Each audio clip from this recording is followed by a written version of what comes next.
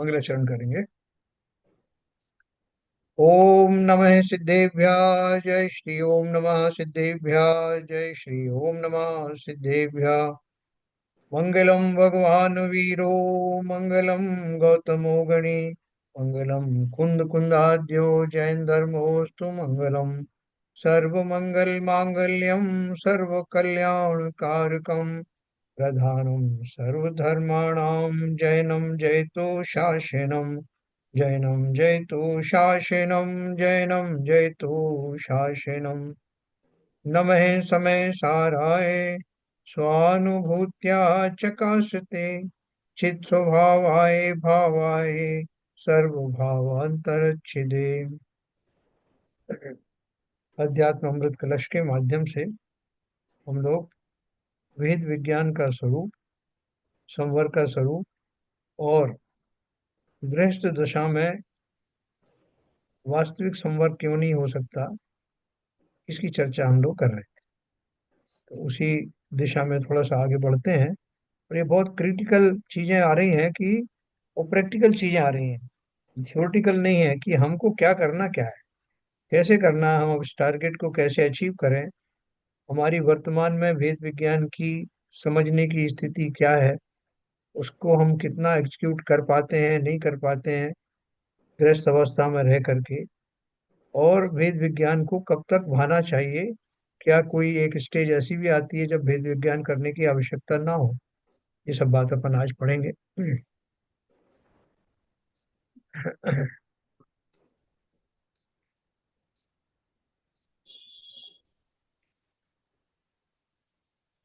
देखो, अपन ने पढ़ा था जिस भेद विज्ञान का स्वरूप पहले प्रतिपादित किया है उसकी बार बार भावना करनी चाहिए।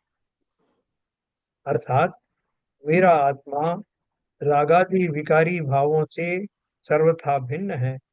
रागादि मेरे स्वरूप में नहीं है। वे अनादि काल से कर्म के निमित्त से उत्पन्न मेरे वैभाविक भाव हैं, स्वभाव नहीं। है ना, बिल्कुल सिंपल शब्दों में लिखा है। ज्ञान मेरा स्वभाव है। वह स्वभाव अनादि अनंत है, नित्य है, अविनाशी है, इसलिए उसको स्वभाव कहा। वह जब रागादि की भूमिका में उतरता है तब विकारी होता है। कौन उतरता है? मेरा या स्वाभाविक ज्ञान। है ना, स्वाभाविक ज्ञान जब राग की रूप में उतरता है तो उसे विकारी ज्ञान कहते हैं। सो वस्तुतः वह स्वयं राग स्वरूप नहीं है, यानी आत्मा ओरिजिनली स्वभाव तय कोई राग का रागमय नहीं है। ज्ञान से भिन्न स्वभाव होने से रागादि चैतन्य भाव से भिन्न है ना। रागादि कैसे है? मेरे चैतन्य स्वभाव से भिन्न है, क्योंकि मेरा स्वभाव चैतन्यमय है और वो चैतन्य स्वरूपी नहीं है, इसलिए उससे भिन्न है। ऐसा बार बार चिंतन करने से अपनी शुद्धात्मा का बोध होता है। रागादि से भिन्न आत्मा का स्वाद अनुभव में लाना चाहिए। ऐसा करते करते आत्मा अपने ज्ञान स्वभाव में रम जाएगी तथा विकार नष्ट हो जाएगा। है ना, जब मैं इसको बार बार चिंतन में लाऊं कि ये रागादि स्वभाव मेरे नहीं है। देखो, अभी हमको किसी से झगड़ा हो जाए तो क्षणिक हमको क्रोध आता है कि उसने ऐसा किया वैसा किया फला किया, कषाय जागृत हो जाती हैं। और फिर अगर अपन ऐसा सोचें कि ये मेरा कोई पूर्व कर्म का उदय था, कषाय मेरी जागृत हो गई थी और मुझे तुरंत अपने नॉर्मल स्वभाव में आना चाहिए, जो हुआ उसका प्रायश्चित अपने अंदर ही अंदर करना चाहिए। और जिस व्यक्ति, अगर संभव है तो जिस व्यक्ति के प्रति हुआ है उससे क्षमा आदि करके और अपने मन को शांत बनाना चाहिए। ये घटना जब हम निरंतर करने लगेंगे तो फिर एक ऐसा टाइम आएगा कि जब हम सोचेंगे कि जब मुझे बार बार क्षमा मांगने की जरूरत पड़ती है तो क्यों ना अब मैं सोच समझ कर के ही कार्य करूं, जिससे ऐसी नौबत ही ना आए। तो वो फिर हमारा स्वभाव बनने लगता है धीरे धीरे। तो इसलिए उन्होंने देखो बार बार ये कहा, रागादि से भिन्न आत्मा का स्वाद अनुभव में लाना चाहिए। ऐसा करते करते आत्मा अपने ज्ञान स्वभाव में रम जाएगी तथा विकार नष्ट हो जाएगा। ये सिंपल प्रोसेस है ये, अपन उसको करते नहीं बड़े, लेकिन बड़ा सिंपल है। यही शुद्ध आत्मा की उपलब्धि है, अर्थात पूर्ण शुद्धात्म परिणति है। इसका प्रैक्टिकल अप्रोच है। कभी भी अब किसी से कोई बहस हो जाए, कोई हमको मान अपमान के प्रसंग आ जाए, कहीं किसी में हम लोभ में आ गए, किसी के क्रोधवश कुछ कह दिया, तो उस पर विचार करना। सामने वाले की गलती मत निकालना है, सामने वाली गलती तो हर कोई निकाल लेता है, उसमें हमारा बड़प्पन थोड़ा है। अभी सर उसमें हाँ। जो अपने स्वाभिषेक के टाइम में वो सज्जन आते थे ना, अभी कल चले गए यहाँ से दिल्ली, तो शांता रानी देखते थे। हाँ। हाँ, हाँ। हाँ। तो कल नहीं, परसों उन्होंने मेरे से बोला, सुबह साथ में ही आते हैं तैयारी के टाइम पे, हाँ। लगे कल मैं दिल्ली जा रहा हूँ, मेरा आखिरी दिन है आज। ओके। तो मैंने उनसे कहा, एक ही चीज कही कि साहब मैं बहुत दिन से आपसे कहना चाहता था। मैंने कहा, जैसा मैंने पढ़ा है, विवेचना में सुना है, आपका जो स्वभाव है, एक सम्यक सन्मुख जो जीव होता है उसका बिल्कुल आप प्रारूप है। मतलब उनका जो शांत स्वभाव हमने देखा मंदिर में, और वैसे भी इंटरेक्शन में, तो वो इस चीज का प्रैक्टिस कर रहे हैं, ये उनके व्यवहार और से दूसरी बात झलकता है। है। हाँ। वो उनके व्यवहार से झलकता था। हाँ, एक नंबर बड़ा है। तो उनके व्यवहार से उनसे झलकता था उनका, हाँ। कि जो आप बता रहे हैं ना बात, बार ठीक बार ठीक। प्रायश्चित करने का, बार बार इसकी प्रैक्टिस करने का, तो उनके वास्तव में उनके व्यवहार से झलकता था। लोग कर पाते हैं, बिल्कुल हाँ। सही कहा आपने। हाँ। बिल्कुल सही कहा पाया। उसे असली क्षमा तो जीव को स्वयं से मांगनी है। स्वयं को ही क्षमा करना है, स्वयं से ही क्षमा मांगनी है, दूसरों को करने क्या जाओगे। क्योंकि मैं अपने ही प्रति अपराधी हूँ, मैं अपने स्वभाव में नहीं रहता, और इसकी सजा मुझे ही मिलती है ना। इसलिए अपन अंतराय कर्म के बारे में पढ़ते हैं ना। अंतराय कर्म घातिया कर्म है, किस प्रकार से है कि मैं ही अपनी आत्मा का सबसे बड़ा शत्रु हूँ। मैं ही उसे वो अनुभूति रूपी आनंद नहीं प्राप्त होने देता। मैं ही उसे वो इंद्रियातीत भोग और उपभोग होने नहीं देता। इसलिए सबसे बड़ा शत्रु मैं ही हूँ, अपनी आत्मा का। स्वयं को क्षमा करो। तो किस बात से क्षमा करूं? कि मैं अपने स्वभाव से इधर उधर चला जाता हूँ, यही मेरा अपने स्वभाव के प्रति होने वाला अपराध है। इसका चिंतन करो। अभी गृहस्थ दशा में और इतने कालों की प्रैक्टिस होने के कारण हमारा ये इतनी जल्दी स्वभाव में लौट के आना होता नहीं। लेकिन अगर हम ये वास्तव में इस थ्योरी को अप्लाई करें, संसार में मेरा क्या है, क्या मैं लेके आया हूँ, क्या छोड़ के जाने वाला हूँ, जब ये शरीर ही यहाँ रहने वाला नहीं, तो इसके माध्यम से होने वाले ये मान अपमान के प्रसंग, ये सब यहीं धरे रह जाएंगे, साथ में ले जाएंगे तो वो भाव, वो कषाय मैं लेकर जाऊंगा। तो जो वस्तु अपनी है ही नहीं, उसके पीछे मैं इतने सारे लोगों से शत्रुता मोल लूं, उनके मनों को दुखाऊं, स्वयं के मन को दुखाऊं। इसलिए प्रत्येक घटना के बाद में स्वयं ही हमें इंट्रोस्पेक्शन करना है, अंतर चिंतन करना है कि ये मैंने आज क्या किया, ये मुझे शोभा देता है क्या। किसी से डांट लगवाने की जरूरत नहीं, स्वयं ही स्वयं को का चिंतन के द्वारा अपने आप को करेक्ट किया जा सकता है। और ये बहुत सिंपल चीज है और अचीवेबल है। ऐसा नहीं कि हम अचीव नहीं कर सकते, जैसा भी शिवजन साहब ने कुछ उदाहरण दिए। तो दूसरे जीवों को देख करके अगर हमारे मन में ऐसा महसूस होता है कि जब ये कर सकता है तो मैं क्यों नहीं कर सकता, बिल्कुल तो सही अवश्य, कहा। अवश्य ही वो हमारे लिए उदाहरण बनेंगे। और तभी तो जो वर्तमान योग के जो अ, व्यक्ति हुए हैं, उनको देखकर हम बोलते हैं, जब सीता जी ने इतने कष्ट सहे, इतनी परीक्षाएं दी, तो मैं क्यों नहीं कर सकता। क्योंकि मेरे प्रति अगर किसी का अपमान का प्रसंग आता है, कोई मेरे प्रति आरोप लगाता है जो मैंने किए ही नहीं, ऐसे कृत्यों का भी आरोप लगता है, तो आप समझ लेना सीता जी की तरह, जैसे हम बोलते हैं कि उस धोबी को क्या सूझा जो उनके प्रति इस तरह का उसने बात लगाया। तो धोबी को नहीं सूझा, वो तो प्रकृति प्रदत्त भेजा हुआ एक दूत मात्र था, जिसने मुझे उसके माध्यम से मुझे अपने उस कर्म की, सीता जी को उस कर्म की सजा मिली जो उन्होंने पूर्व भव में उन मुनि और आर्यका के प्रति किया था।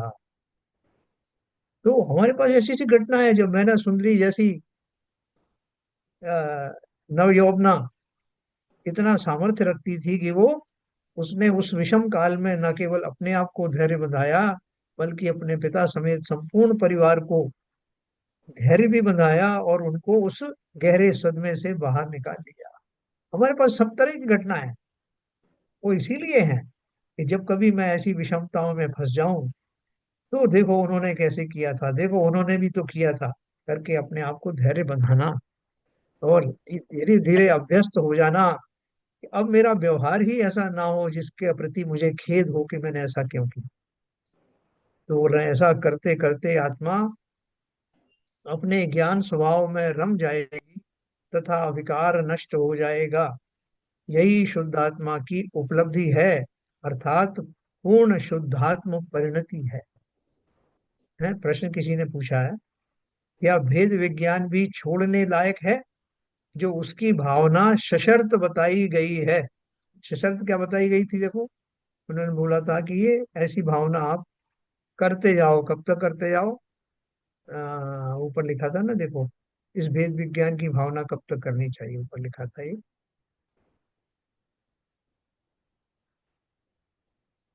जब जब क्रोध आदि का प्रसंग आवे अथवा पंचेंद्रिय के विषयों का राग आवे, तभी विचार करे कि मैं उपयोगमयी शुद्धात्मा हूँ। राग भाव क्रोध भाव विकार हैं, अनात्मीय हैं, मैं उन्हें स्वीकार क्यों करूं, अर्थात क्यों तद्रुप परिणमन करूं। वे तत्व मुझसे भिन्न ही रहना चाहिए। ऐसा समझकर जब बार बार के अभ्यास से क्रोध तथा राग से भिन्न हुआ, तब वह स्वयं शुद्धात्मा बना और तब ही संवर हुआ। रागादि के नाश से तथा शरीर के नाश से आत्मा का नाश नहीं होता है ना। कहीं उन्होंने ये भी लिखा है कि ये इसका कब तक इसका सेवन करना, उसका ये प्रश्न आया है कि क्या भेद विज्ञान छोड़ने लायक है, तो उन्होंने बोला अवश्य, क्यों छोड़ने योग्य है? यह भी एक विकल्प है जो आत्मा की निर्विकल्प दशा में स्वयं छूट जाता है। जब तक ऐसी दशा ना हो तब तक उसकी भावना करनी चाहिए, है ना। जब मेरा चिंतन होगा निर्विकल्प दशा में, अभी तो मैं बहुत सारी चीज सोचता हूँ, जैसे किसी को कह दिया कि तुम ध्यान करो, लेकिन ध्यान में ये रखना, याद रखना कि भैंसे का चिंतन मत करना। तो बार बार उसके दिमाग में क्या विकल्प आएगा कि मुझे कहीं भैंसे का ध्यान ना आ जाए, कहीं मुझे भैंसे का ध्यान ना आ जाए। तो अब वो कोई और चिंतन होने के बजाय भैंसे का अपने आप ही चिंतन होने लगा। इसी तरह से किसी भी तरह का जो विकल्प है, वो विकल्प जब तक रहेगा, ध्यान निर्विकल्प नहीं कहलाएगा।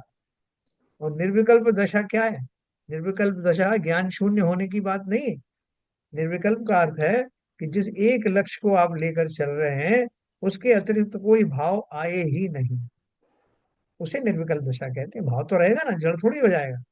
तो यहाँ क्या बोल रहे हैं, क्या भेद विज्ञान भी छोड़ने लायक है? तो उन्होंने बोला कि कोई किसी भी तरह का विकल्प अगर है, तो मेरा जो मूल चिंतन है उसमें वो बाधक बनेगा। मैं बार बार ये सोचूं भैया मैं इससे अलग हूँ, मैं उससे अलग हूँ, मेरा स्वरूप निराला है, फलाना है, ये प्रारंभिक भूमिकाओं में तो ठीक है, लेकिन जिस समय मैं अपने स्वभाव में लीन होने जा रहा हूँ, उस समय किसी भी प्रकार की संधि, किसी भी प्रकार की शंका जी अगर आई, तो मेरा वो ध्यान कैसे टिकेगा, है ना। इसलिए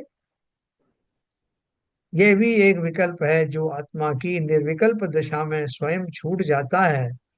जब तक ऐसी दशा ना हो तब तक उसकी भावना करनी चाहिए। अब जब मेरा ऑटोमेटिक हो गया, जब तक मैं गाड़ी में चलाने में पारंगत नहीं हुआ, तब तक मैं ध्यान रखता था कि अब एक्सीलेटर दबाना है, अब ब्रेक पे पैर रखना है, अब क्लच बदलना है, फलाना करना है ना, स्टेयरिंग घुमाना है।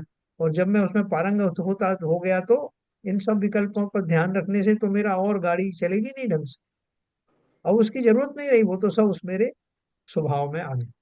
ठीक उसी प्रकार वेद विज्ञान की भरपूर प्रैक्टिस होने के बाद उसके विकल्प को भी छोड़ करके जिसके लिए वो विकल्प किया है उस निर्विकल्प दशा में बढ़ जाना। तो इन्होंने बोला निर्विकल्प दशा में तो स्वयं। इसमें सर एक शंका है इसमें, जैसे आप कह रहे हो भेद विज्ञान छोड़ने लायक एक्चुअली, और आपने ये भी कहा कि वो स्वभाव में आ जा गया। हाँ, तो मुझे लगता है कि जैसे भेद विज्ञान हो गया और स्वभाव में आ गया, तो वो तो एक वो मतलब it is with you actually, वो अभी अवधि अबुद्धि पूर्वक हमेशा वो आपके साथ है, वो एक्चुअली छूटा नहीं है वो। अब हो जाएगा। वेद विज्ञान अब का अब ज्ञान है वो छूटेगा कभी नहीं, वो तो आपके अंदर ही है, वो एक बार घर कर गया मतलब नहीं नहीं, उसी। वो जो जब घर कर गया तो तब तो छोड़ना पड़ेगा ना, तब जरूरत नहीं उसका, घर कर गया जो मतलब वो आपको नहीं, वो आपके एक्शन में ऑटोमेटिक अप्लाई होगी ना, आपको अलग से कुछ करनी नहीं है कि अच्छा हाँ मैं तो ये अभेद करूं, मैं अभेद करूं, ऐसा कुछ नहीं, ऑटोमेटिक अप्लाई नहीं हो रहा है। नहीं ललित जी, ऐसा है, आप भी सही कह रहे हैं, वो भी सही कह रहे हैं। आप समझिए कि जब जब वेग विज्ञान हो गया तो आपका लक्ष्य पूरा हो गया। अभी उसका विकल्प आपके चिंतन में नहीं आएगा। उसके हाँ वो चिंतन आएगा में, नहीं, जो चीज आ गई तो जहाँ वो आप चिंतन उसको दोबारा दोबारा नहीं, करने के लिए नहीं आएगा ना, वो वो ऑलरेडी चिंतन आप। करने, वही कह रहे हैं, उसके चिंतन की जरूरत नहीं पड़ेगी। वो प्रश्न तो ये है कि अब उसको छोड़ना चाहिए, मतलब तो अपने आप छूट ही गया छूट ही जाएगा। ऑटोमेटिकली। इट इज, अगर जब वेद अगर वो विज्ञान आपके हो गया, जब हाँ शुद्ध शुद्ध आत्मा की शुद्ध अवस्था आ गई आत्मचिंतन में, तो वेद विज्ञान तो उसका पार्ट ही है। हाँ मगर वो उसका तो वो पार्ट है ना, छूटा नहीं। लक्ष्य पूरा हो गया आपका, उसका नहीं, विकल्प नहीं रहेगा। छूटने से मतलब है कि उसको आपको जानबूझ करके उसके ऊपर में अपनो केंद्र नहीं करना, केंद्रित नहीं करना केंद्रित नहीं अपने करना है, उसका विकल्प नहीं लाना है। अपने पहले से, जैसे मैंने आपको गाड़ी का एग्जांपल दिया ना, कि जब प्रारंभ में मैं सीखता हूँ तब मैं सारे विकल्प रहते हैं, कौन सा क्लच है, कौन सा ब्रेक है, इसको कैसे करना है, क्या नहीं करना।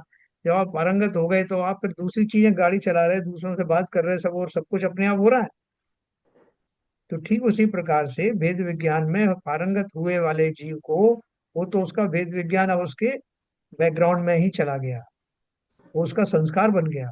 अब तो संस्कार बने हुए उस परिस्थिति वाले जीव को अब अपना आगे का ध्यान करना, ये एक प्रक्रिया थी जो पूरी हो गई। ठीक है अगला सर। प्रश्न, अगला प्रश्न इससे भी और टेढ़ा है। तो देखो उन्होंने बोला है कि जब उन्होंने बोला ना क्या वेद विज्ञान भी छोड़ने लायक है, तो उन्होंने बोला हाँ, बिल्कुल ठीक है, वह एक विकल्प है। तो उसने प्रश्न बोला जो छोड़ना पड़ेगा उसे धारण ही क्यों करना चाहिए। हाँ, जब आप बोल रहे हो कि छोड़ना पड़ेगा तो हम तो जो है अभी अभी छोड़ ही देते हैं, पहले से धारण तो करा आगे। इनका क्यों। इनका इनका जो उत्तर है अवश्य वाला, वो ठीक नहीं लगता मुझे एक्चुअली। वो छोड़ा छोड़ा नहीं, वो आपके पोजीशन में आ गया वो चीज, एक्चुअली अब कुछ नहीं, ऑटोमेटिक अप्लाई हो रहा है वो। भाई देखो, छोड़ना पड़ेगा मतलब ये है कि हमारा जो उपयोग है ना, वो उपयोग कहीं इधर उधर ना भटके, इसलिए सब जगह से उसको छुड़ा करके एक चीज में लगाना है, वो है निर्विकल्प ध्यान।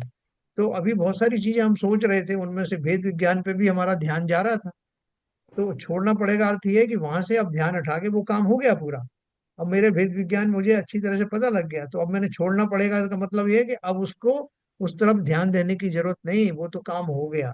नहीं सर, अपने काम निबटते जाते हैं। देख, एक आपने एग्जाम्पल दिया गाड़ी चलाने का, हाँ तो गाड़ी सीखने का जो ट्रेनिंग लेने का काम था, जब गाड़ी चलाना पूरी आ गई तो आपकी ट्रेनिंग छूट गई।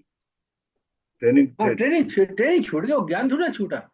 नहीं, ज्ञान ज्ञान की बात छोड़ने की नहीं, बात थोड़ी कर रहे हैं, ज्ञान छोड़ने की इसी बात थोड़ी कर रहे हैं, ज्ञान अब ये छोड़ने, बोले विकल्प की बात कर रहे भेद विज्ञान छोड़ने लायक है। वेद विज्ञान का विकल्प, हैं। विकल्प है ना, नीचे लिखा है। विकल्प ये की बात पहले हो रही है। क्वेश्चन में लिखा है ना, भेद विज्ञान छोड़ने लायक है। अरे उसका क्वेश्चन के पोस्टमार्टम मत करो, उसका सेंस है, इनका भाव समझा करो, आप शब्दों भाव का समझ। इतना विश्लेषण वेद मत किया विज्ञान का जो विकल्प है, विकल्प की बात हो रही है।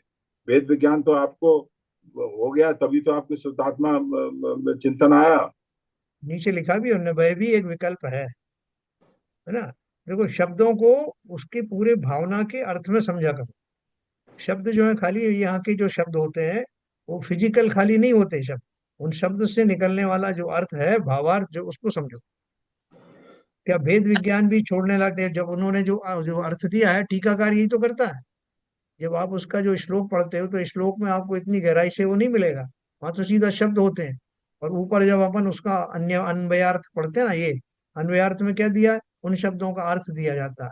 फिर टीका में उसका जो भाव दिया जाता है, तो वो भावार्थी। जो भावार्थ दिया जाता है, तो उस भावार्थ को समझिए।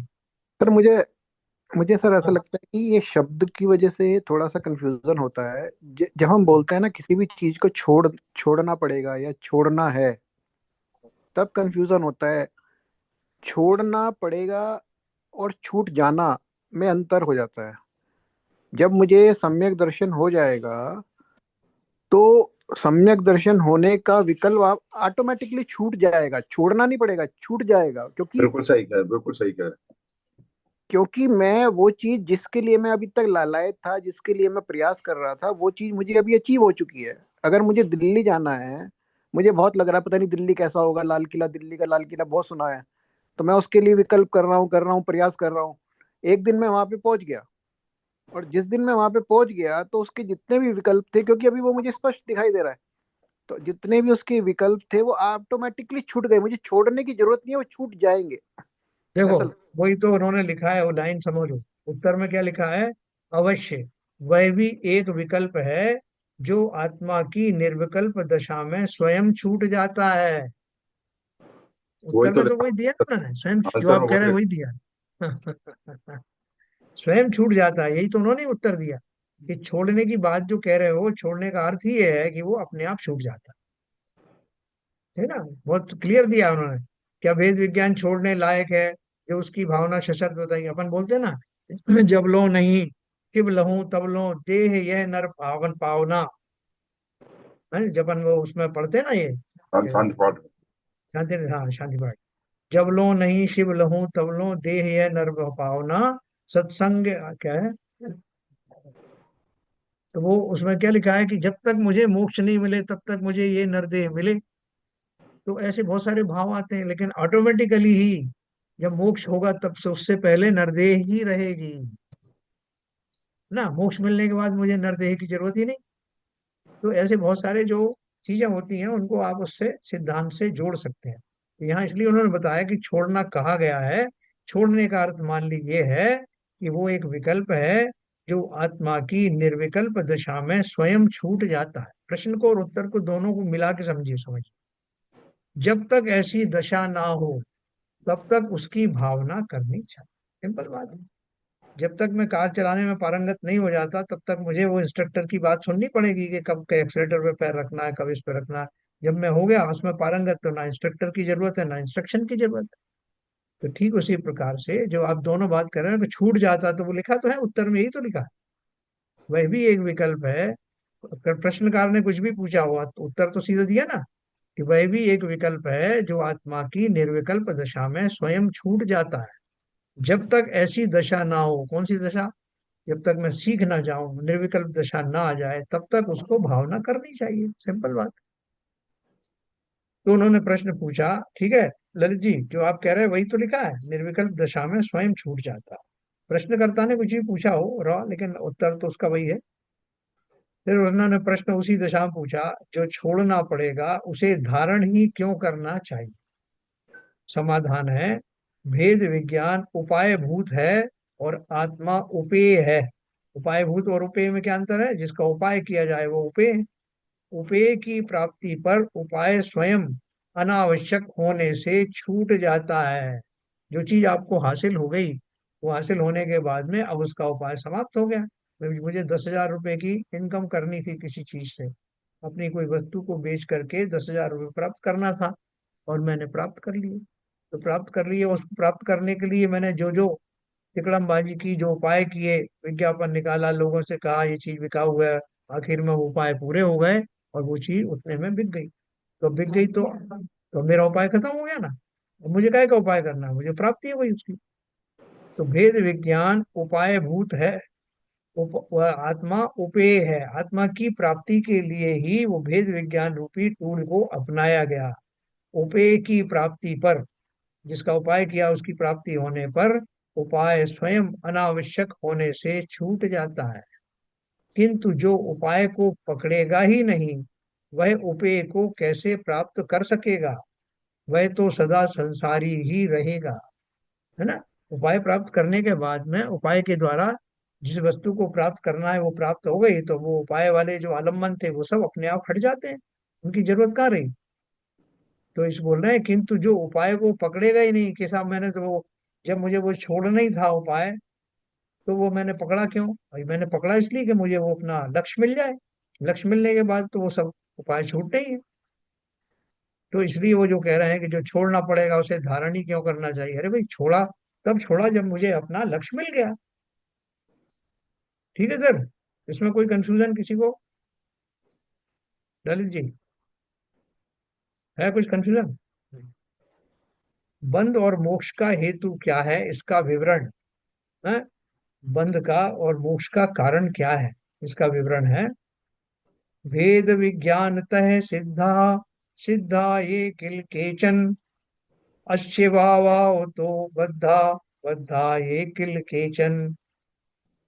जो अभी तक सिद्धावस्था को प्राप्त हुए हैं, वे पर द्रव्यों से भिन्न आत्मज्ञान से सिद्ध हुए हैं, तथा जो अभी तक संसार में बद्ध हैं, संसार में हैं, वे इस भेद विज्ञान के अभाव से ही बंधे हैं। क्या शब्द दिया उन्होंने? जो अभी तक सिद्ध अवस्था को प्राप्त हुए हैं, अब तक भी जितनी सिद्ध राशि हुई है, वे पर द्रव्यों से भिन्न आत्मज्ञान से सिद्ध हुए हैं। कैसे सिद्ध हुए वो? अपने ही आत्मज्ञान से हुए हैं। आत्मज्ञान कैसा है? जो अन्य द्रव्यों से भिन्न है। तथा जो अभी तक संसार में पड़े हैं, वे कैसे हैं? संसार में बद्ध हैं, संसार में हैं, वे इस भेद विज्ञान के अभाव से ही बंधे। जिनको भेद विज्ञान नहीं हुआ वो अभी संसार में पड़े।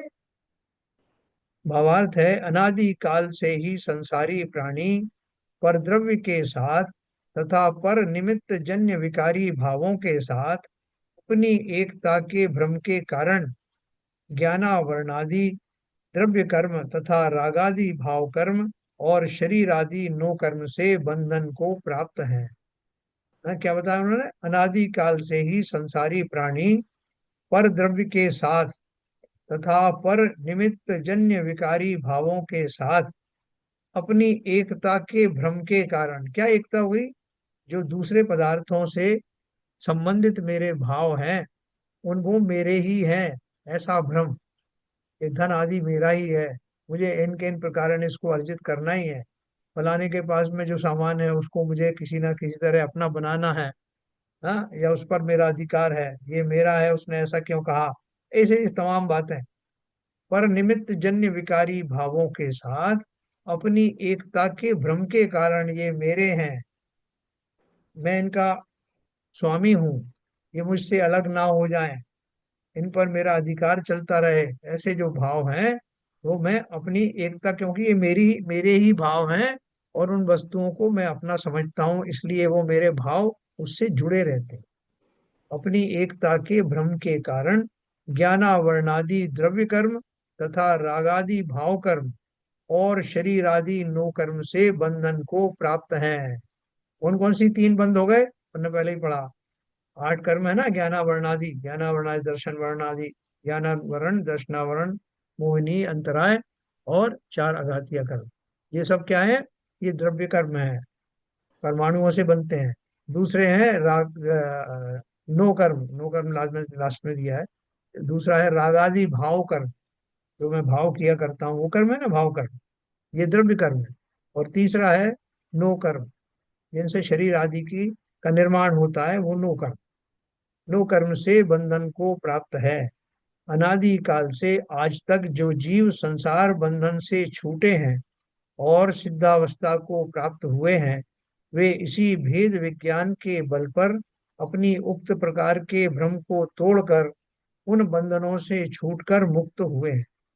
अतः अनादिकालीन दृढ़तम बंधनों को तोड़कर मुक्त होने में सबसे प्रधान और मुख्य अथवा एकमात्र कारण देह और आत्मा में भेद विज्ञान ही है। जो मेरा है ही नहीं, उसे मैं अपना मान करके उस भ्रम को पाले रहता हूँ। हाँ? लेकिन वो मेरा है नहीं ना। देखो, बहुत सारे लोग जो हैं भटक जाते हैं, तो वो उनको अपना मान करके कब तक ढोते रहेंगे? शरीर को मैंने अपना माना, तो शरीर को मैं अपना मान करके क्या सिद्ध करता रहूंगा? कब तक उसे पकड़ के बैठा रहूंगा? हैं? तो देह और आत्मा में भेद विज्ञान ही है। अनादिकालीन दृढ़तम बंधनों को तोड़कर मुक्त होने में सबसे प्रधान और मुख्य अथवा एकमात्र कारण देह और आत्मा में भेद विज्ञान ही है। मेरा एक प्रश्न है कि देह और आत्मा में अगर भेद विज्ञान हो गया, और बाकी चीजों से तो हुआ ही नहीं। जैसे मैंने बोला कि स्त्री पुत्र मकान आदि, इनसे तो हुआ ही नहीं, तो वो चलेगा क्या? देह और सब आत्मा में भेद सबसे विज्ञान हो गया। सबसे पहले बाकी चीजों से भेद विज्ञान होगा, देह के बाद देह का तो नंबर सबसे बाद में आएगा सर। क्या भाई ललित जी, आपका क्या कहना है? देह और आत्मा में भेद विज्ञान कर लिया, बाकी चीजें बनी रही तो क्या दिक्कत है? पर वाला कॉन्सेप्ट पहले पूरा आ जाना चाहिए, तो फिर पर क्या क्या है चीजों में, जैसे सिटीजन साहब बता रहे हैं। हाँ, तो पर जो है दूसरा जो कल द्रव्य है जितने भी अगर देह कान, और आत्मा में भेद विज्ञान हो गया तो बाकी चीजें छूट जाएंगी क्या? यस सर, आप मुझे लगता ऑटोमेटिक, है बिकॉज सर बाकी कि सब चीजें देह ऑटोमेटिक से जुड़ी छूट हुई जाए। हैं। अगर देह और आत्मा में भेद विज्ञान कर लिया तो बाकी तो अपने आप छूट जाएंगी, क्योंकि बाकी जो रिलेशनशिप है, जो भी संबंध है, वो देह से है। बढ़िया। नहीं वो तो है ही जैसा आप बता रहे हैं, लेकिन जैसे सिटीजन साहब बोले कि जो स्टेप्स है वो प्रॉब्लम दूसरे से आगे, यह जो है का जो वेद विज्ञान है वो प्रॉब्लम लास्ट में आएगा। शुरुआत शुरुआत किससे होगी? पर जब आप जो लेंगे, देह भी पर है, आपका हाँ दुकान मकान पैसा गाड़ी घोड़ा सब सब पर है ना। तो ये जो हाँ। पर से जो वेद विज्ञान है वो देह से शुरू होगा कि इन दूसरी वस्तुओं से देश। शुरू होगा? बहुत सर, बढ़िया बात। जो आपके संस्कार पड़े हुए हैं अनादिकाल से, तो जब आप इसकी वेद विज्ञान की जो आपने बोला उसकी प्रैक्टिस करना करना चाहिए, तो आप जब प्रैक्टिस करेंगे तो पहले धीरे धीरे संसार की दूसरी चीजें हैं, परद्रव्य हैं, पहले उनसे पीछा छुड़ाएंगे, उनसे अपनी विरक्ति पैदा करेंगे, उसके बाद देखो, ही देह कर्म इनका को। प्रश्न बहुत अच्छा है। ये दो तरह से आंसर अपन कर सकते हैं इसको, है ना? जैसे अपन किसी को समझाते हैं, कि बच्चों को समझाते हैं कि बेटा देखो, जो कुछ तुम्हारा है, तुम्हारा परिवार है, और जो तुम्हें धन आदि मिला हुआ है, जो वस्तुएं तुम्हारी हैं, बस वही मात्र तुम्हारी हैं। जैसे देश तुम्हारा है, अब तुम विदेश में पढ़ रहे हो, लेकिन अपना देश कौन सा है? बोले भारतवर्ष है। बोले भारतवर्ष में भी तुम कौन से समाज को बिलोंग करते हो? बोले जैन समाज को। बोले बस जैन समाज ही तुम्हारी है, बाकी तुम्हारी नहीं है। तो बोले फिर जैन समाज पूरी? बोले पूरी में भी जो तुम्हारा परिवार है ना, वो तुम्हारा है। जितने तुम्हारे जो है भाई बहन स्त्री धन आदि है, मकान है जिसमें तुम रह रहे हो, वही तुम्हारा है। तो बोले कि मतलब दूसरों के मकान पर हाथ नहीं रखना चाहिए, उन पर भी। हाँ, बोले बस इसी में कन्फाइंड रहो, यही तुम्हारा है।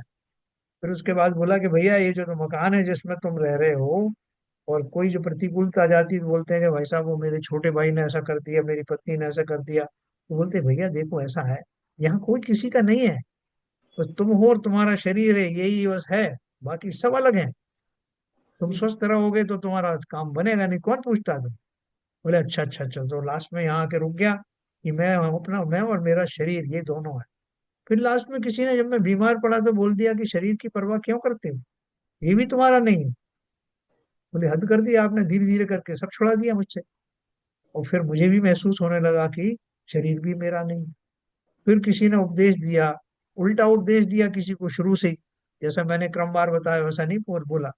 उन्होंने उल्टा बोला कि जहाँ देह अपनी नहीं, तहाँ न अपना कोई, घर संपत्ति पर प्रकट है, पर है परिजन लोए। भैया, जब देह ही तुम्हारी नहीं, तो इसके माध्यम से होने वाले ये सारे संबंध, स्त्री पुरुष, मकान जायदाद धन आदि, ये तुम्हारे कैसे हो सकते हैं? ये तो वैसे ही तुमसे दूर दिखाई देते हैं। शरीर तो फिर भी जुड़ा हुआ है। जब शरीर ही की ये बात हो गई है, विश्वास हो गया कि मेरा नहीं है, तो शरीर से जुड़े हुए ये साधन तुम्हारे कैसे हो सकते हैं? तो अपन ऊपर से लाके ऐसे कर सकते हैं घटित, या शरीर से लेके दूसरे द्रव्यों के ऊपर घटित कर सकते हैं। क्या ललित जी, कौन सी तरह के अच्छा रहेगा, नीचे से करें ऊपर से करें? तो जैसे समझ में आ जाए जीव को। बस, है ना?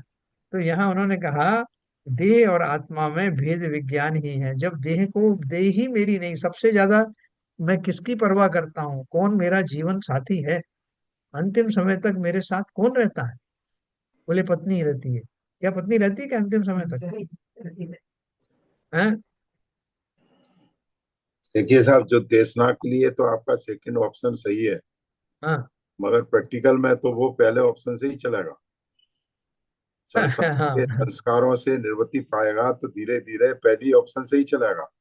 जी। और उसको उसको पाने के लिए आपकी देशना का सेकंड ऑप्शन बिल्कुल सही है। जो उसका प्रेरणा का स्रोत होगा वो उसका आलम्बन बनेगा। मैं ये मैंने मेरा जो, मेरा जो हाँ सही, विवेचना की है, आपने दो ऑप्शन दिए है। पहले ऑप्शन में ऊपर से नीचे जाओ या नीचे से ऊपर जाओ, तो पहले ऑप्शन को प्राप्त करने के लिए सेकंड ऑप्शन जो देशना का है वो आलम्बन बनेगा उसका, मगर शुरू उसको पहले ऑप्शन से ही करना पड़ेगा। जो मैंने ऊपर के उदाहरण दिए वो सब जो है व्यवहार नय के उपभेद हैं। नहीं, वो तो व्यवहार में के तो है ही, निश्चय तो सद्भुत निश्चय को सद्भुत पाने के व्यवहार लिए नय देशना असद्भुत, का आलम्बन असद, आलम्बन करना पड़ेगा सर। हाँ सद्भुत व्यवहार नय, असद्भुत व्यवहार नय, यस। उपचरित असद्भुत नय, वो सारे उसमें आते हैं। यस। ठीक है ना? नहीं सर, इसमें अगर मेरे हिसाब से तो ऑप्शन एक ही है, इसमें दो ऑप्शन है ही नहीं। ऐसा ओके, मुझे लगता है। हाँ बोलिए। क्योंकि क्योंकि पहले धन आदि को छोड़ना, क्यों हाँ छोड़ू? अगर मुझे यही पता है कि देह मेरी है, फिर तो देह के लिए तो धन काम आएगा ही आएगा। बराबर। अगर मुझे पता है तो फिर मैं क्यों छोड़ू धन, फिर मैं क्यों छोड़ू मकान, फिर मैं क्यों छोड़ू अपना परिवार? जब मुझे यही क्लियर नहीं है कि मैं कौन हूँ, हाँ तो फिर मैं क्यों छोड़ू? आपने बोला है, स्वाध्याय में बता दिया, तो ठीक है भाई, आपकी चलो ऊपर ऊपर से छोड़ देता हूँ, थोड़ा सा दान दे देता हूँ, लेकिन मन से तो मुझे पता ही नहीं है कि मैं क्यों क्यों छोड़ रहा हूँ। सही बात। छोड़ने का भाव तो जब भी आएगा ना, जब मुझे क्लैरिटी हो कि भाई ये मैं नहीं हूँ, ये मेरा है नहीं, और मैं जो हूँ वो, उसको इन चीजों की जरूरत नहीं है, तब छूटेगा। तो वो अगर छोड़ेंगे भी, जैसे नीचे से ऊपर चलने की जो बात है, वो तो फोर्सफुल हो गया, मतलब वो छूटा नहीं। वो तो मतलब वो तो किसने बोला कि ठीक है यार, सब लोग बोल रहे हैं कि दान देना चाहिए, तो चलो दे देता हूँ मैं भी। लेकिन वो छूटा थोड़ी ना। जब छूटेगा तो जब क्लैरिटी होगी कि भाई ये मेरे किसी काम नहीं है, मानने वाला ये मैं तो अलग हूँ, और ये सब शारीरिक अ, चीजों के लिए, ये सब चीजें जब तक शरीर है तब तक इनके लिए है, और मैं शरीर हूं ही नहीं। तो जब तक ये क्लैरिटी नहीं होगी, तब तक छूटेगा नहीं कुछ भी। नहीं, क्या भाई? मैं इसमें आपने बोलूँ कुछ, मैं इसमें आपने बोलूँ। हाँ एक हाँ मिनट बोलिए। पहले हाँ विपुल जी, आपने बिल्कुल सही कहा। जो मैंने कहा उसका अर्थ यही था कि जब आप देशना दी तो उसको पहले ये मतलब विचार करना पड़ेगा कि जब मैं दे ही मेरी नहीं है तो बाकी क्या कहते हैं, बाकी का कोई मतलब नहीं है। तो वो अपने चारित्र में ये लाने की को संकल्प लेगा, तभी वो धीरे धीरे उसको छोड़ने की कोशिश करेगा संसारिक चीजों से। आपने जो कहा बिल्कुल सही कहा। नहीं, बहुत बढ़िया तो आपने कहा। शरण शरण जी कुछ कह रहे हैं? हाँ हाँ। तो मेरा तो मेरे मेरे को ऐसा लगा, मैंने दोनों तरफ के सुने और सबका सुना, तो इसको किसी परिभाषा में बांधना बड़ा मुश्किल है। मतलब ये कोई एक सेट डेफिनेशन नहीं है कि ऐसा होने से ही होगा। क्योंकि जैसे यदि भरत चक्रवर्ती को आप देखोगे तो वो उठ के सीधे चले गए राजभवन में, भोगते भोगते उठ के चले गए, सीधे कपड़े उतारे और वेद विज्ञान हुआ और उनको मोक्ष हो गया। तो लेकिन हाँ, ये बात जरूर है कि इसकी जो तैयारी चलती है वो बहुत उससे चलती है, बहुत पुण्य से और सत्व होने से चलती है इसकी तैयारी। और इसमें जो हमको जो उदासीनता जो बाहर से हमारे भाव कैसे भी रहें, लेकिन यदि उसके प्रति, उस भाव के प्रति, जो भी हमारे परिवार है, जो भी धन संपदा है, उसके प्रति उदासीनता का भाव बना रहता है, तो सने सने स्लो ये बड़े बड़े उस प्रोसेस में होता है। वो वो किसी को दिख नहीं सकता कि भाई अंदर क्या चल रहा है। तो जो नहीं, भी शैलेंद्र जी, जो आपने बात कही भरत चक्रवर्ती का एग्जाम्पल दिया, तो भरत चक्रवर्ती तो समज्ञानी थे। हम्म उनको वेद विज्ञान पहले ही हो गया था, और वो हम्म समज्ञानी होने की वजह से वो किसी भी अपने जितना भी चक्रवर्ती का राजपाट था, वैभव था, उससे बोलते बिल्कुल विरक्त भाव से रहते थे। हाँ, ये बिल्कुल सही बोल रहे हैं आप, तो बिल्कुल सही बोल रहे हैं। वो वो उनको विरक्ति, तो जब भेद भेद विज्ञान भी, उनको हुआ, हाँ तभी उन्होंने समझ लिया कि मेरा शरीर शरीर का कोई नाता नहीं है, मेरे वैभव से कोई मतलब नहीं है, मेरा 96,000 रानियों से कोई मतलब नहीं है। तो सब कहने की बात यह है जो विपुल जी ने बोला कि सबसे पहले देशना लेके और वो अपने उसका भाव बने कि क्या कहते हैं कि मेरा देह शरीर ही नहीं है तो दुनिया की कोई चीज मेरी नहीं है। फिर आपने छोड़ना चालू किया। अब वो बैरागी का जो क्षण आया, कालब्धि आई, कई लोग आदिनाथ भगवान को 1,000 साल तक तपस्या करनी पड़ी। मगर उनको तो एक क्षण में ही क्या कहते हैं, उनको क्या कहते हैं, मोक्ष हो गया, केवल ज्ञान हो गया। नहीं देखो, हाँ एक तो बात मैं पूछ रहा हूँ, हाँ, एक बात। आप लोगों ने सही है सबने, लेकिन जो जो अभी वेद विज्ञान की तरफ तक उसकी नौबत आई नहीं, जिसका अभी उदासीनता अभी परिपक्व हुई नहीं, उसको आप डायरेक्ट बोल दो, सारी दुनिया के लोगों से बोलो भैया तुम क्यों इसके ऊपर इधर उधर से मार रहे हो, तुम्हारी शरीर ही तुम्हारा नहीं है, तो वो मान जाएगा क्या? नहीं, वो नहीं मान, वो देखो उसको, वो क्या कहते हैं, जहन में तो लाना पड़ेगा कि मुझे वेद विज्ञान करना है और क्यों करना है। वो तो उन लोगों के लिए है जो यहाँ तक पहुंचे हैं। अभी मैं एक बात आपको बताता हूँ, जैसे अपन किसी को क्यों बोलते हैं कि भैया दूसरों के धन की वांछा मत करो, पर धन परवरिता में मत लुभाओ, जो तुम्हारे पास है उसमें संतुष्ट रहो। जब मैं ये बात कहता हूँ तो हर फोरम पे, हर जगह जा करके लोगों से यही बात की जाती है कि संतोष रखो, जो तुम्हें मिला है वही सब तुम्हारा है। यहाँ मैं सीधा सीधा देह और आत्मा की बात नहीं करता। तो क्या करना चाहिए मुझे, शुरू से ही देह आत्मा की बात करना चाहिए, या ऐसा स्टेजेस में भी कहा जा सकता नहीं, कहा तो व्यवहार में स्टेजेस में ही जाता है, है? और हाँ। स्टेजेस में ही समझाना पड़ता है, मगर उसके बेसिक मानस पलट पे या कॉन्सियस में ये बात नहीं होगी कि इसमें कुछ नहीं रखा है, ये भौतिक चीजों में, जो विपुल जी ने कहा है, जब तक उसका संकल्प नहीं बनेगा तो इसकी तरफ उसका भाव बनेंगे नहीं। वो उसके लोभ में, उसकी तृष्णा में वो फिर भी डूबा रहेगा। बेसिक क्या फैक्टर ललित जी, तो, ललित जी बेसिक मान फैक्टर। जाएंगे तो मैं भी मान जाऊंगा, ललित जी माने तब है। मैंने बोला ना सर कि जीव का अपने ज्ञान के लेवल पर रहेगा कि वो कौन सा रास्ता अपनाता है, पहले देह को अलग कर लेता है या दूसरे पर चीजों को पहले अलग करता है। तो जैसा आप लोगों ने भी चर्चा में कहा कि जैसे वो सब में ज्ञान नहीं थे, तो ऑलरेडी अगर ज्ञान का लेवल उतना है तो वो देह को वो अलग मानना कैसे पड़ेगा एक्चुअली। जो ऑलरेडी मिथ्या में है और जस्ट ज्ञान का लेवल काफी कम है, तो उसको क्या प्रयास कर सकता है, वही करेगा कि दूसरे जो पर चीज है पहले उसके उससे ममत्व कम करे वो। हम्म, बिल्कुल सही, बिल्कुल सही है। अपन जो बोलते हैं बस दूसरे की चीजों पर ध्यान देना वो चोरी है, उनके ऊपर निगाह रखना चोरी है, तो पहले उसको अपन जो प्रैक्टिकल एस्पेक्ट से समझाएंगे, जो अगर नीचे की भूमिका में है ना, ऊपर की भूमिका वाला को तो ये वेद विज्ञान बिल्कुल उपयुक्त है।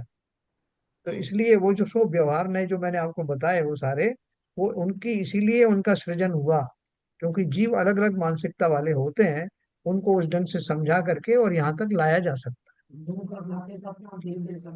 ठीक है सब, अब आगे चलते हैं अपन। नहीं, अच्छा विषय विषय ठीक लगा ना आपको? बहुत बढ़िया।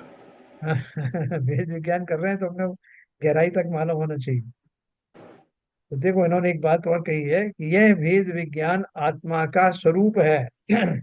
अतः स्वरूप बोध ही आत्मा की मुक्ति का हेतु है। वेद विज्ञान से मैंने क्या अचीव किया? मैंने ये अचीव किया कि आत्मा का स्वरूप क्या है, और आत्मा से जो चीजें जुड़ी हुई मुझे नजर आ रही थी, अब मेरा भ्रम टूट गया है। मैं व्यर्थ की चीजों को आत्मा के साथ जोड़कर आत्मा का स्वरूप वैसा मानता था, अब मेरा भ्रम टूट गया है। आत्मा तो प्योर खालिस सब द्रव्यों से रहित एक अलग ही वस्तु है, ऐसा अब मुझे विश्वास हो गया। और ये विश्वास पूर्वक इस दशा में आत्मा को देखना वही मुक्ति का कारण बनेगा, मुक्ति का हेतु बने।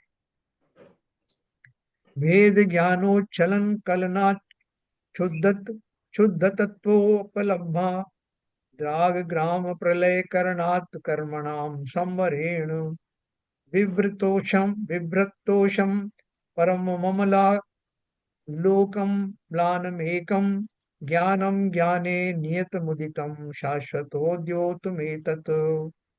भेद ज्ञान के उछाल के अभ्यास से जब शुद्ध तत्व ज्ञान की प्राप्ति हुई, तब तत्वाभ्यास से रागादि विकारों का अभाव हुआ। क्या बोल रहे हैं? भेद ज्ञान के उछाल के अभ्यास से, उछाल मतलब प्रैक्टिस, अभ्यास से जब शुद्ध तत्व ज्ञान की प्राप्ति हुई, तब तत्व अभ्यास से रागादि विकारों का अभाव हुआ, और रागादि के अभाव से नवीन कर्मों का आके आगमन का अभाव हुआ।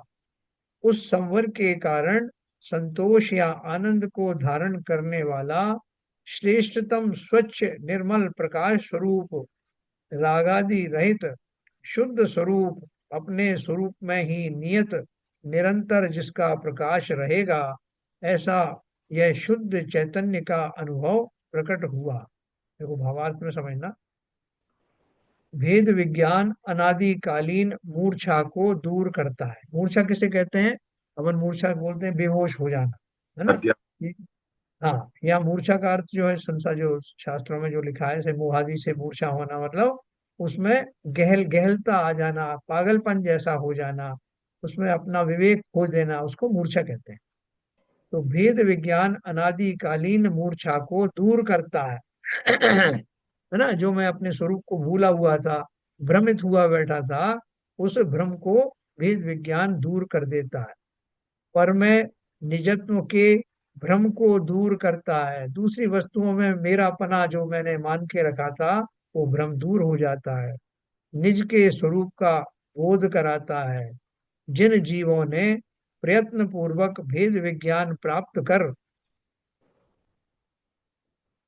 बार बार उसका अभ्यास किया है, उन्हें सदा काल स्थिर रहने वाले अपने शुद्ध आत्म तत्व की उपलब्धि होती है।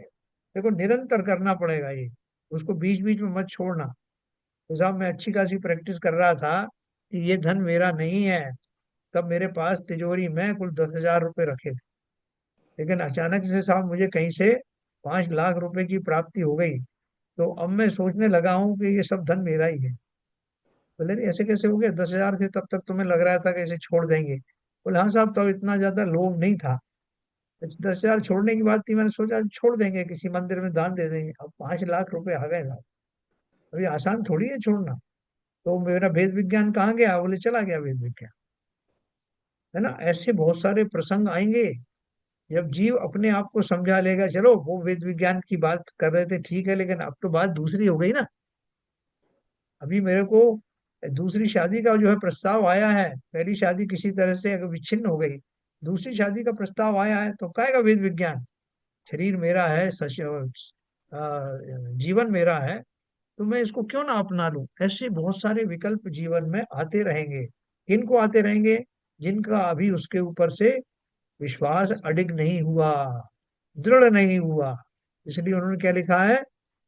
भेद विज्ञान जिन निज के स्वरूप का बोध कराता है, जिन जीवों ने प्रयत्न पूर्वक भेद विज्ञान प्राप्त कर बार बार उसका अभ्यास किया है, हर परिस्थिति में उन्हें सदा काल स्थिर रहने वाले अपने शुद्ध आत्म तत्व की उपलब्धि होती है। अपने स्वरूप का बोध होने पर अपने से भिन्न स्वरूप जो रागादि, उनका स्वयं प्रलय अर्थात नाश हो जाता है। तात्पर्य यह है कि आत्मा अपने ज्ञान स्वरूप में जब प्रवेश करता है, तब रागादि की उत्पत्ति ही नहीं होती। है ना? बीच बीच में विकल्प आते हैं बहुत। ये तो खाली समरी है। ऐसा नहीं कि एक बार में ही मैंने जो है वो उड़ान भरी और मैं राग आदि से मुक्त हो गया और मैं मेरा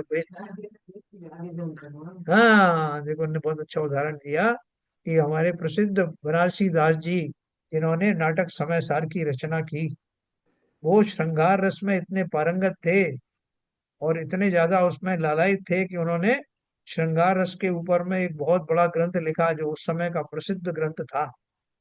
और उन्होंने 3-3 या 6-6 बार शादी का प्रयास किया, लेकिन उनकी पत्नी या तो मर जाती थी या हमसे हट जाती थी, जो भी था उनके फिर पास रही नहीं। तो वो बहुत खेद खिन्न हो गए वो कि मेरे भाग में स्त्री सुख नहीं लिखा। लेकिन बाद में जब उनको उनका हृदय परिवर्तन हुआ, तो उन्होंने अपने भाग्य की प्रशंसा की कि धन्य है मेरा भाग्य, मैं उस पे उन स्त्रियों के जाल में, उनके रागादि में जुड़ा नहीं। और कैसा है ये राग, संसार में डुबोने वाला ही है।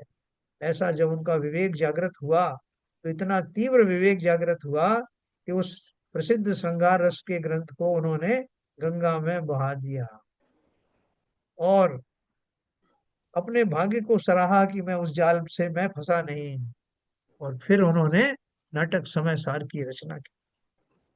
तो इस भेद विज्ञान को निरंतर भाने की जरूरत तब तक है जब तक कि मैं सही मार्ग पर ना आ जाऊं। भेद विज्ञान की भावना जब तक सुदृढ़ ना हो जाए, तब तक ये निरंतर भाने योग्य है। तात्पर्य है कि आत्मा अपने ज्ञान स्वरूप में जब प्रवेश करता है तब रागादि की उत्पत्ति होती ही नहीं। रागादि भावों के अभाव में नवीन कर्मों का बंध भी रुक जाता है। मैं एक जंगल में से निकल के जाता हूँ, दूसरे जंगल में जाता हूँ, तो वहां मुझे सब जगह जीव ही जीव मिलते हैं, जंगली जीव। फिर किसी ने कहा भैया तुम इन रास्तों को छोड़ो, जंगल जब जंगल जाओगे तो ऐसे ही मिलेंगे। इधर बाईं तरफ एक दूसरा रास्ता जाता है जो किसी जंगल में से होके नहीं गुजरता। वहां तुम कितनी ही दूर चले जाना, तुम्हें दूर दूर तक कोई वन्य प्राणी नहीं मिलेगा। तो ऐसा ही तो हुआ। मैं अनादिकाल से इन विषय रूपी जंगल में से होकर ही गुजरता रहा, और मुझे जो मिला उसके अनुसार मैं उन्हीं रागादि में फंसता रहा। श्री गुरु ने जब मुझसे कहा कि भैया ये सारे रास्ते तुमने आजमा लिए, एक बार ये बाईं तरफ जा रहा है रास्ता, इससे होकर के गुजरो, तो मुझे विश्वास ही नहीं हुआ। मैंने कहा महाराज बहुत हमने रास्ते देख लिए, अब हमारा बस का नहीं है कुछ।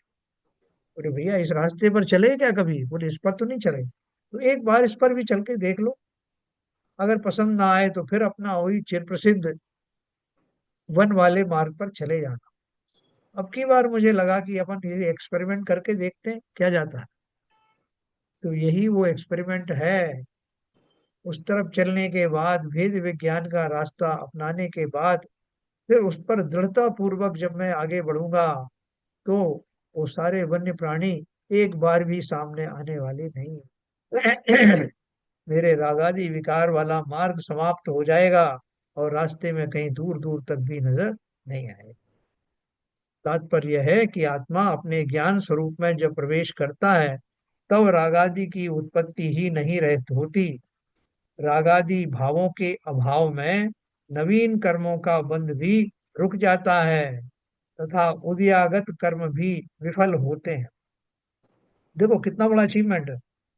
नवीन कर्मों का बंध नहीं होता और उदय में आने वाले कर्म भी यथा यथा योग्य फल नहीं देते हैं। उनका वैसा फल जो आता, अदरवाइज तो बहुत आपका नुकसान होता।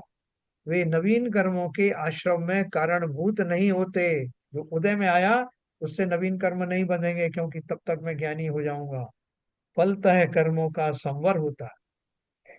संवर होने से आत्मज्ञान का उदय होता है, अर्थात अपना ज्ञान शुद्ध होकर निर्मल आत्म प्रकाश फैलता हुआ अपने में रहता है, फिर अन्यत्र गमन नहीं करता और ना ही विकारी होता है। ऐसा ज्ञान ही केवल ज्ञान स्वरूप बनता है और यही मुक्ति का हेतु है।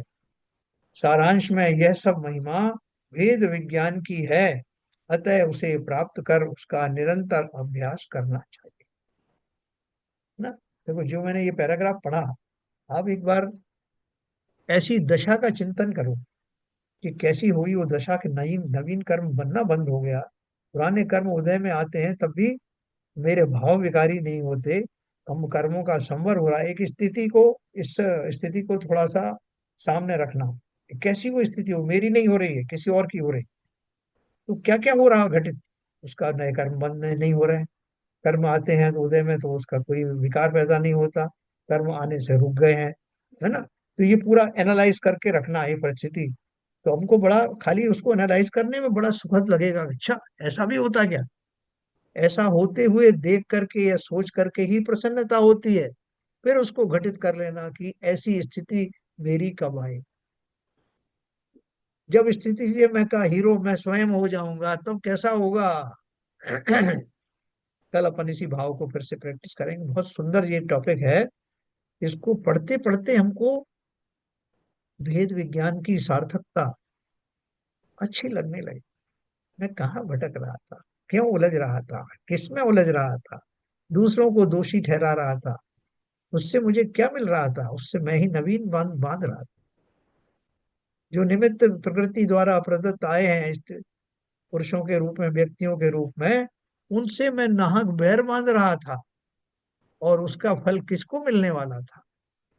देखो इस घटना का अपन एनालिसिस कल फिर करेंगे। ये बहुत मार्मिक है। इसकी जितना हम चिंतन करेंगे उतना इनडायरेक्टली मेरे अंदर ये प्रविष्ट होगा। ठीक है सर।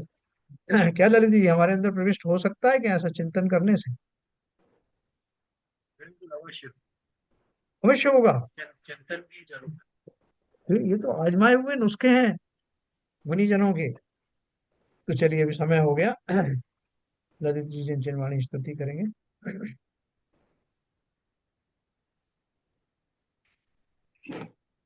तम नाश वेको ज्ञान के प्रकाश वेको अपर भास वेको भानु शिव खानी वे द्रव्य जान वेको बंध वेदी भान वेको पर पिछान वेको परम प्रमाणी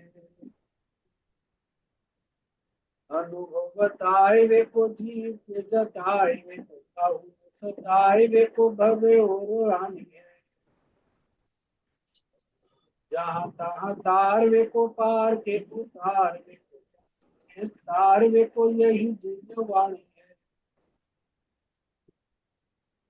हे जिनवाणी भारती तो इद पूजन है जो तेरी शरण गए सो पावे सुचै या वाणी के ज्ञान से तू जय लो पालो वो वाणी मस्तक धरो सदा देती है सदा देती है। वाणी माता की जय। जय।